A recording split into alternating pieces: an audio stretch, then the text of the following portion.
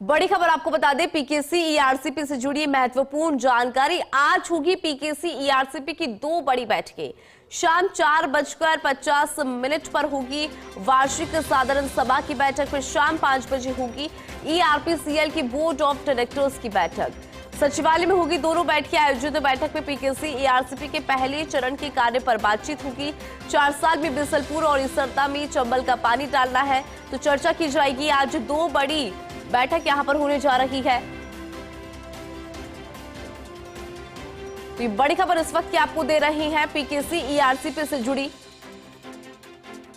दरअसल आज PKC ERCP की दो बड़ी बैठकें होगी।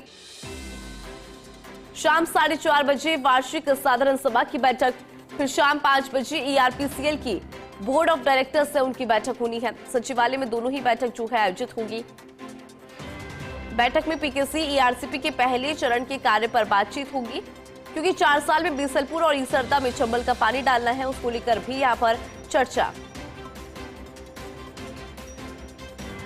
सीनियर स्पेशल कॉरेस्पॉन्डेंट और हमारे सहयोगी विनोद सिंह चौहान हमारे साथ जुड़ गए हैं। विनोद, दो महत्वपूर्ण बैठक आज शाम 4:30 बजे पहली बैठक, दूसरी बैठक शाम 5 बजे पीकेसी ईआरसीपी से जुड़ी।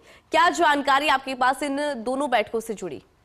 देखिए, नया वित्त वर्ष शुरू होते ही बैठक हुई है, ये अच्छे संकेत हैं, क्योंकि ईआरसीपीएल का जो पहला चरण है उसमें फेज 1A और 1B में आज 8 प्रोजेक्ट को पूरा करना है और उसी की रूपरेखा तैयार होगी। पहली जो साधारण सभा की बैठक होगी उसमें तय किया जाएगा कि साल भर किस तरीके से काम करने हैं, और उसके बाद बोर्ड ऑफ डायरेक्टर की बैठक होगी जिसमें एसीएस मौजूद रहेंगे, एसीएस फाइनेंस मौजूद रहेंगे, जल संसाधन विभाग के चीफ इंजीनियर राजस्थान मौजूद रहेंगे, दोनों चीफ इंजीनियर जो ईआरसीपीएल में लगे हैं वो रहेंगे, तमाम अधिकारी रहेंगे जिनको काम सौंपा गया है और जो मॉनिटरिंग कर रहे हैं। और यह भी देखा जाएगा कि 4 साल में जो दोनों प्रोजेक्ट पूरे करने हैं, यानी पहले चरण के 1A और 1B के जो प्रोजेक्ट हैं वो पूरे करने हैं, किस तरीके से काम धरातल पर शुरू हुआ है। देखिए, अभी तक एक बैराज बना है, नोनेरा बैराज, 2 बैराज का काम चल रहा है। उधर अपन देखें तो मेज नदी के आगे काम शुरू हो गया है, जहां से इसरदा और बिसलपुर में चंबल का पानी लाने की प्रक्रिया पूरी की जाएगी और इसरदा से ही रामगढ़ पानी पहुंचाया जाएगा।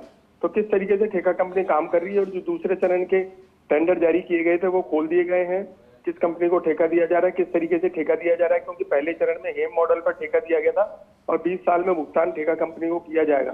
तो ऐसे ही कोई मॉडल को देखते हुए अब भी ठेका दिया जाएगा ताकि काम सरलता से और सुगमता से चल सके।